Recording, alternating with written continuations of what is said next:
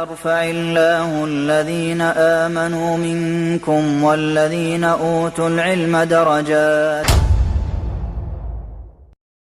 அன்புள்ள சகோதர சகோதரிகளே, நமது KECT அமைப்பு கடந்த 26 ஆண்டுகளுக்கு மேலாக நமது கீழக்கரையில் பல மார்க்க மற்றும் சமுதாய பணிகளை தொடர்ந்து செய்து வருகிறது. இந்த பணிகளை இன்னும் விரிவுபடுத்தும் வகையில் மஸ்ஜித் விரிவாக்க பணி தொடர்ந்து நடைபெற்று வருகிறது. இந்த பணி முழுமையடைய உங்களுடைய பொருளாதார உதவி தேவைப்படுகிறது. அல்லாஹுடைய தூதர் கூறினார்கள், மன் பனா லில்லாஹி மஸ்ஜிதன் பனல்லாஹு லஹு பைத்தன் ஃபில் ஜன்னah. யார் அல்லாஹ்வுக்காக ஒரு பள்ளிவாசலை கட்டுவாரோ அல்லாஹு தஆலா அவருக்காக சொர்க்கத்தில் ஒரு வீட்டை கட்டுகின்றான் என்று. அல்லாஹுடைய பள்ளி கட்டுமான பணிக்காக அதிகமாக பொருளாதாரத்தை செலவு செய்வோம். அஸ்ஸலாமு அலைக்கும் வரஹ்மத்துல்லாஹி வபரகாத்துஹு.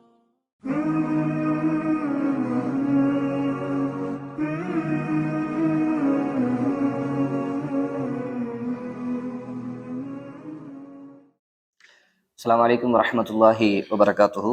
இன்னல் ஹம்தலில்லாஹி வஹ்தா அஸ்ஸலாத்து வஸ்ஸலாமு அலா மன் லா நபிய்ய பஅத அம்மா பஅத். பார்ந்த அல்லாஹ்வின் நல்லடியார்களே, உலூமுல் ஹதீஸ் என்று சொல்லப்படக்கூடிய புத்தகத்தை நாம் தொடர்ச்சியாக படித்து வருகின்றோம். இறுதியாக ஹதீஸ்கள் சஹாபாக்களிடத்தில் எப்படி பாதுகாக்கப்பட்டது என்ற ஒரு செய்தியை நாம் பார்த்தோம். அதன் தொடர்ச்சியாக சஹாபாக்களிடத்தில் அல்லாஹுடைய தூதர் ஹதீஸ்களை எழுதி வைக்க வேண்டாம் என்று ஆரம்பத்தில் தடை செய்திருந்தார்கள். நீங்க ஹதீஸ்களை எழுத வேண்டாம் அப்படின்னு அல்லாஹ்வுடைய தூதர் பிற்காலத்துல அந்த தடையை நீக்கி எழுதுவதற்கு அனுமதி அளித்தார்கள். அந்த அடிப்படையில் எழுத்து வடிவிலும் ஒரு சில சஹாபாக்களிடத்தில் ஒரு சில விஷயங்கள் எழுதப்பட்டிருந்தது. அபூ ஹுரைரா ரலியல்லாஹு அன்ஹு சொல்றாங்க, என்னை விட ஹதீஸை அதிகமாக அறிந்தவர் என்று அப்துல்லா இப்னு அம்ரு, அவரை நான் பார்க்கிறேன். ஏன்னா நான் எழுத மாட்டேன், நான் மனப்பாடம் தான் செய்வேன், அவர் எழுதுவாரு என்று அபூ ஹுரைரா ரலியல்லாஹு அன்ஹு அவர்கள் சொல்வதையும் பார்க்கிறோம். அப்ப எழுதக்கூடிய ஒரு வளமையும் சஹாபாக்களிடத்தில் இருந்தது அப்படிங்கிறதையும் நாம் தெரிந்து கொள்ள வேண்டும். இப்ப அடுத்ததா இப்ப ஹதீஸுகளை அறிவித்த சஹாபாக்கள் அப்படின்னு பார்த்தோம்னா, இப்ப சஹாபாக்களுடைய மொத்த எண்ணிக்கை 1,24,000 20,000 40,000 என்று இருக்குது. அந்த அளவிற்கு சஹாபாக்களுடைய எண்ணிக்கை. இப்ப ஹதீஸுகளை அறிவித்தவர்கள் என்று பார்த்தால் 1300. இது கிட்டத்தட்ட இந்த அளவிலான எண்ணிக்கையில் உள்ள சஹாபாக்கள் தான் ஹதீஸுகளை அறிவித்தார்கள்.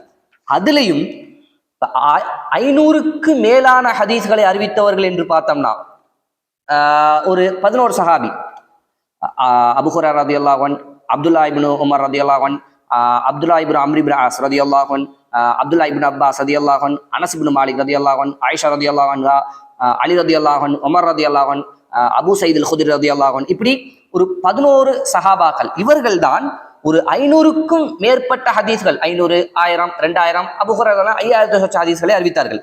இப்படி இந்த 11 சஹாபாக்கள் தான் 500க்கும் மேற்பட்ட ஹதீஸ்களை அறிவித்தவர்கள். இதுக்கு கீழே போனோம்னா அடுத்து ஒரு 10 சஹாபாக்கள் 150க்கு மேல ஒரு 300 வரைக்கும் அப்படி அறிவிச்சவங்க.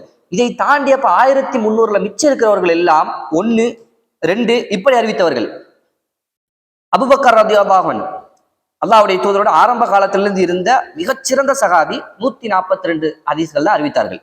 வேற வேற காரணங்கள் உண்டு, அவர்கள் அறிவிக்க முடியாமல் போனதற்கு வேற வேற காரணங்கள் உண்டு. ஆனால் இப்படி பார்த்தோம் அப்படின்னா ஹதீஸ்களை அறிவித்த சஹாபாக்கள்னு பார்த்தா இவ்வளவுதான்.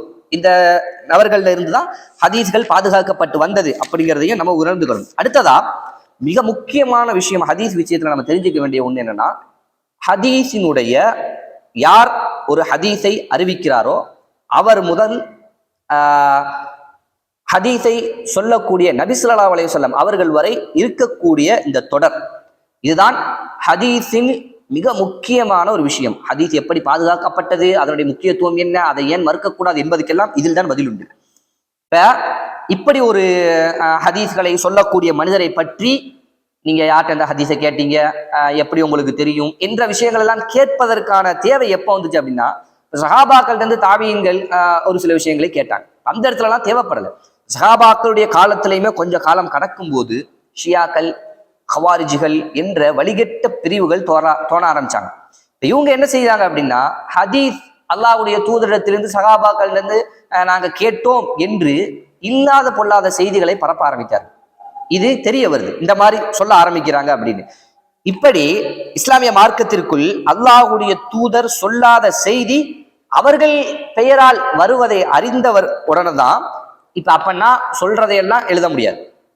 ஹதீஸ் என்று யாரெல்லாம் சொல்றாங்களோ அதையெல்லாம் எழுத முடியாது. அப்ப அதுக்கு ஒரு பாதுகாப்பு வேணும். இங்கதான் ஹதீஸ் பாதுகாக்கப்பட தொடங்குது. அவங்க அப்ப அதுக்கு ஒரு பாதுகாப்பு வேணும். அப்படின்னா சொல்றது யாரு?